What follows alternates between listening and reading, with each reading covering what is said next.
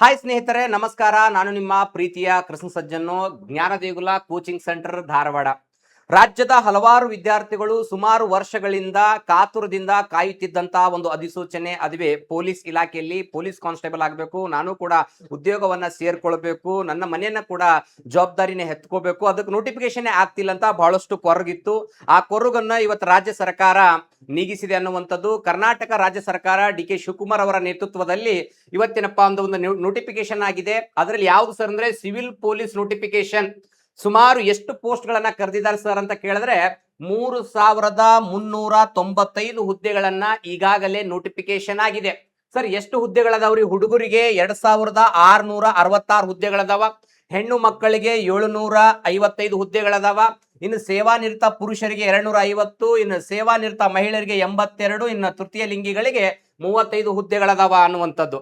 ಮತ್ತೆ ಇಲ್ಲಿ ಸ್ಯಾಲ್ರಿನ ತೆಗೆದುಕೊಂಡ್ರೆ ಬೇಸಿಕ್ ಸ್ಯಾಲ್ರಿ ಬಂದು 37,000 ಇರ್ತದೆ, ನಂತರದಲ್ಲಿ ನಿಮ್ಗೆ 76,100 ರೂಪಾಯಿ ಆಗ್ತಾ ಹೋಗ್ತದೆ ಅನ್ನುವಂಥ ವಿಚಾರ.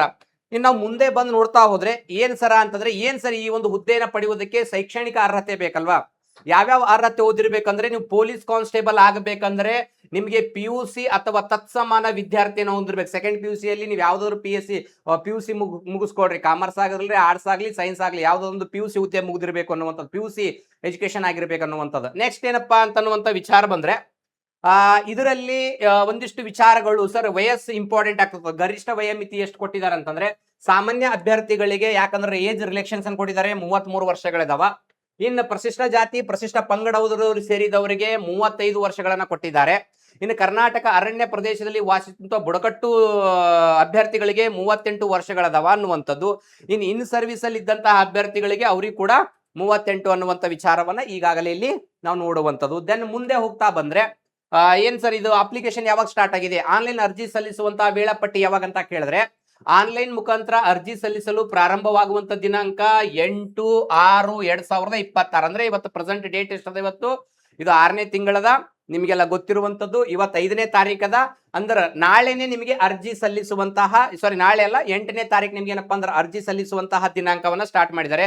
ಅರ್ಜಿ ಸಲ್ಲಿಸಲು ಕೊನೆಯ ದಿನಾಂಕ ಯಾವ್ದು ಸರ್ ಅಂತಂದ್ರೆ 3/7/2026. ಕೊನೆಗೆ ನೀವು ಶುಲ್ಕವನ್ನ ಪಾವತಿ ಮಾಡಲು ಕೊನೆಯ ದಿನಾಂಕ ಕೊಟ್ಟಿದ್ದು 4/7/2026. It's very important. ಸ್ವಲ್ಪ ಇದನ್ನ ಗಮನದಲ್ಲಿ ಇಟ್ಕೊಳ್ರಿ, ಯಾಕಂದ್ರೆ ಇದು ಡೇಟ್ ಮುಗಿದ್ರೆ ಮತ್ತೆ ನೀವು ಅಪ್ಲಿಕೇಶನ್ ಹಾಕಕ್ಕೆ ಆಗಲ್ಲ ಅನ್ನುವಂಥದ್ದು. ದೆನ್ ಮುಂದೆ ಹೋಗ್ತಾ ಬಂದ್ರೆ, ನಮಗೆ ಶುಲ್ಕ ಆನ್ಲೈನ್ ಮುಖಾಂತರ ನಾವು ಪಾವತಿಸಬೇಕು. ಇನ್ನು ಸಾಮಾನ್ಯ ಅರ್ಹತೆ ಮತ್ತು ಇತರೆ ವರ್ಗ ಅಂತ ಬಂದ್ರೆ, ಪ್ರವರ್ಗ 2A, 2B, 3A ಮತ್ತು 3B ಇವ್ರಿಗೆ ಏನಪ್ಪಾ ಅಂದ್ರೆ 750 ರೂಪಾಯಿ ಏನಪ್ಪಾ ಅಂದ್ರೆ ಪಾವತಿ ಮಾಡಬೇಕು.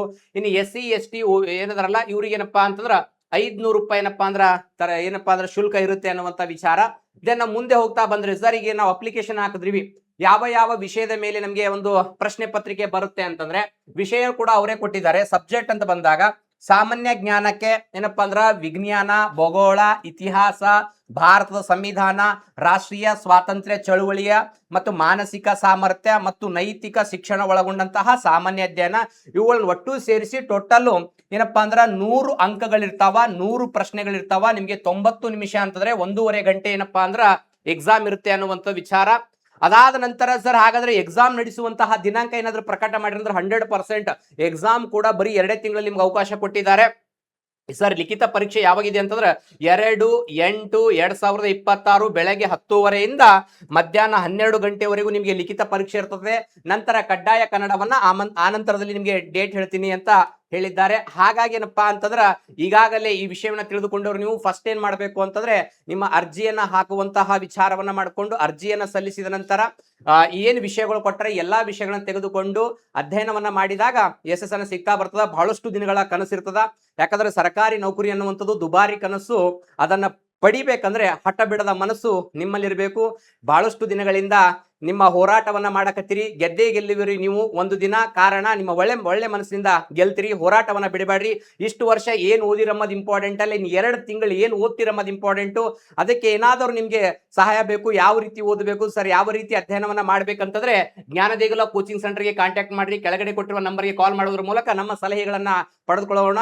ಮತ್ತೆ ಮತ್ತೊಂದು ವಿಡಿಯೋದೊಳಗೆ ಸಿಗ್ತಾ ಹೋಗ್ತೀನಿ. ಜೈ ಹಿಂದ್, ಜೈ ಕರ್ನಾಟಕ.